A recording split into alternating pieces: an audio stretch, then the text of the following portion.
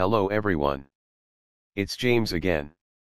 Before I get into today's topic, I just want to quickly say, all work in this video contains 100% original content of and by myself, James Smith, otherwise known as Bgood 4000, and was uniquely created with NAWMAL software.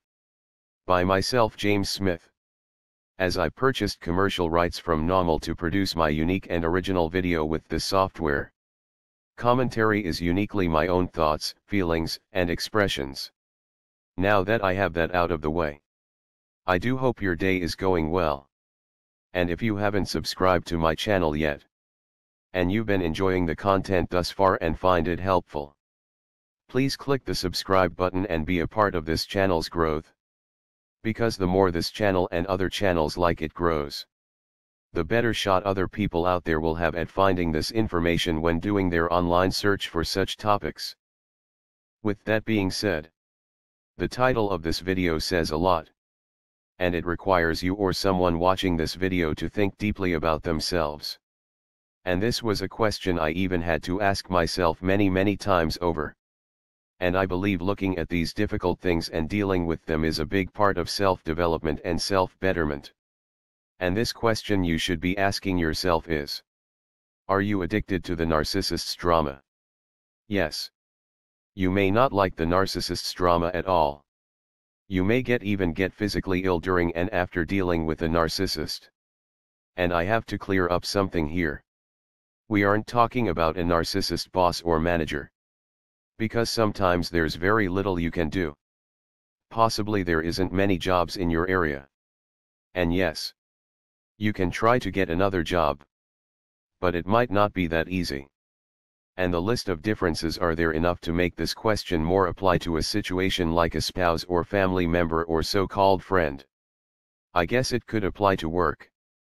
But I think, in my opinion, you will have this come up for yourself more in the relationships I just described.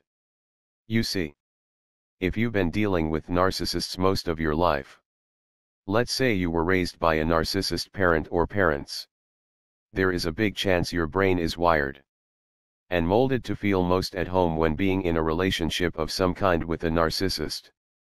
You see, the narcissist, or at least most of them, they do really specific things. They do the love bombing and coming on strong to get your brain to release all of these happy chemicals to get you to become in a way addicted to their nice treatment. And loyal to them. So when they pull the rug out from under you and they show you who they really are, you will be chasing that high, so to speak, you got when they love bombed you. This is something we know for the most part is true. And it's something we've talked about before. However, something that is talked about less is when there is drama. And your body is releasing all of those stress chemicals. And you are in the fight or flight mode. I believe that even though this mode to be in is very taxing and harmful to your body and life, I believe you can sadly become addicted to this feeling as well. Just like you did with the love bombing. And because of this and other factors, it can become very difficult to not only get away from such an individual, but to develop healthy relationships with people that are for the most part kind and decent. And I say for the most part because even these people have their flaws. The thing is, it's easy to get wired to think and behave in a certain way depending on what we are exposed to when we are young. And if we don't learn that some of these things are harmful, we can repeat this toxic cycle over and over. Not knowing or not being aware we have some control over the matter. Wow. I can't believe it. I met another narcissist. Oh no. Just my bad luck or experience. I got involved with another narcissist. And yes, there are more and more narcissists, I believe, in society today.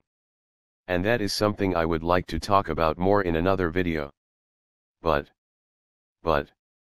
if we have the correct tools and insights about ourselves, we can see things happening hopefully before they get too far out of control and can get away from such a toxic person. And true, there are some narcissists that are such good liars and manipulators they can con you for a long time, before you know which end is up.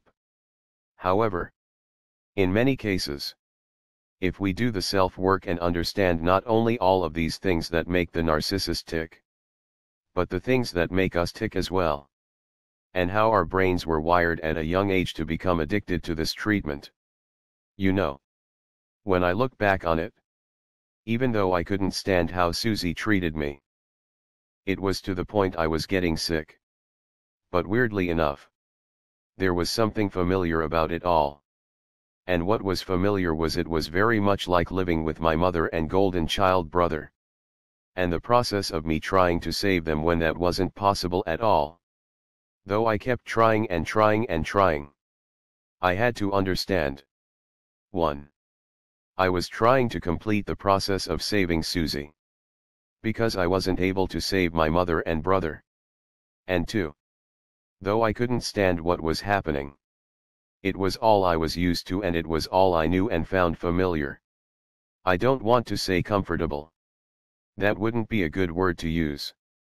However, I think familiar fits better. And here's the thing. Many of us will do the wrong thing. If that wrong thing is familiar to us, instead of doing the right thing. An example of this is the story of someone in a room full of people states there is an emergency and they and several others run for a door that leads to a dead end. When there is a door clearly marked emergency exit on the other side of the room.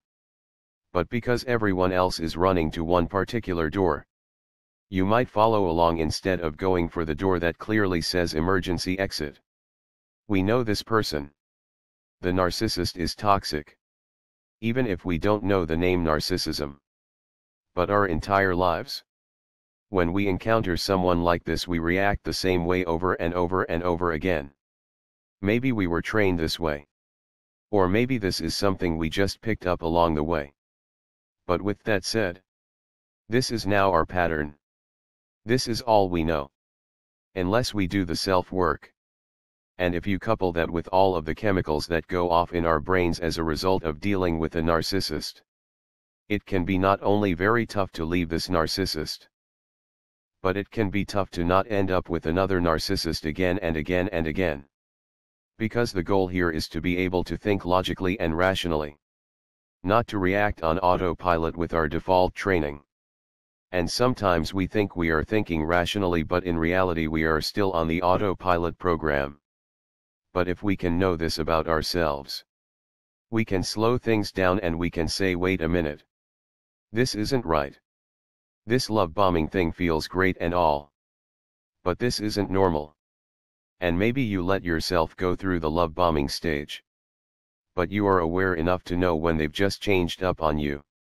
Meaning they are now devaluing you in one way or another.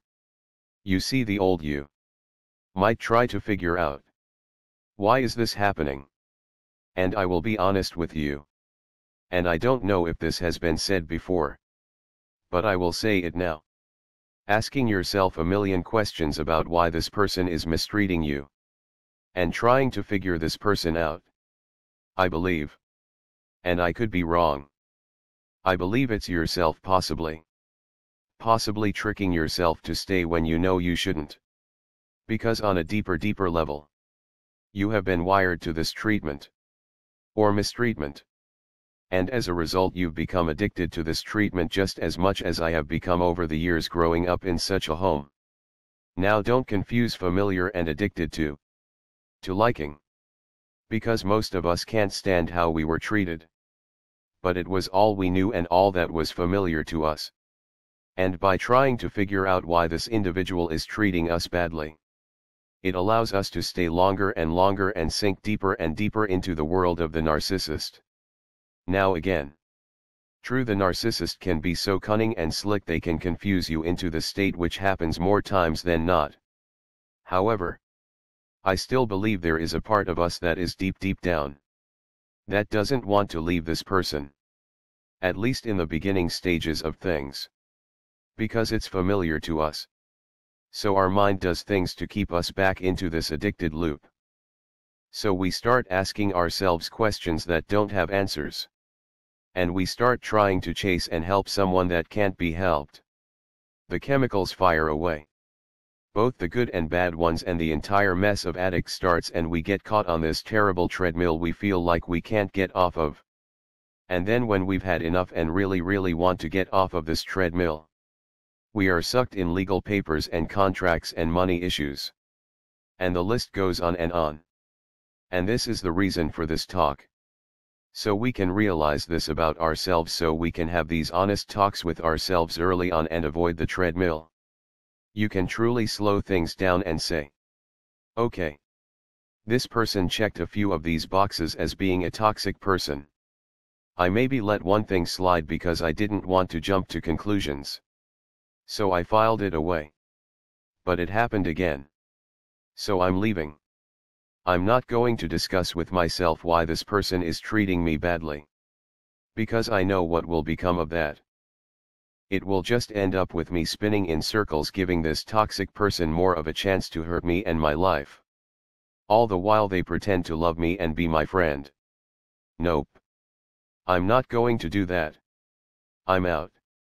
And the more you are able to do that and slow things down and have the correct conversations with yourselves and the correct actions, the more you can retrain your brain to be attracted to and to like healthy treatment. If you are around positive people, let's say for 3 or 4 years, and then let's say you meet someone that appears to be positive but then they cut you down for no reason at all, the chances that you will ever see that person again, with your past history of dealing with positive people, is slim. But if you are used to dealing with people that smile in your face 1 minute and cut you down the next, more than likely if this new person comes into your life doing this same thing, you will stick around and let it happen. You see, you can't rewire your brain to do the right things if you don't realize your brain was wired to do the wrong things and to be addicted to the wrong things. You see, the narcissist wants you to become addicted to them. So they will do all kinds of things during the course of knowing them to get you addicted to not only their good treatment but their bad treatment as well. Well, I have news for you. Just because that narcissist is no longer in your life doesn't mean the addiction is gone. And that's why another narcissist can swoop right on in and pick right up where the last narcissist left off. And without the self-work, this pattern can go on for the rest of our lives. Yes. The narcissists are con artists and they can con the best of the best out there. But with that being said, let's not make it easy for them either. Let's do the self-work. Let's rewire our brains to enjoy to be around healthy people, not toxic individuals. I do hope this talk today sparks some thought. Please let me know how you feel in the comment section below. And if you would like to support even further, you can do so by the way of Patreon. And for those that are already supporting by the way of Patreon, I humbly say thank you. With that said, I do hope your day is blessed. And until next time, bye for now. And be good to yourself.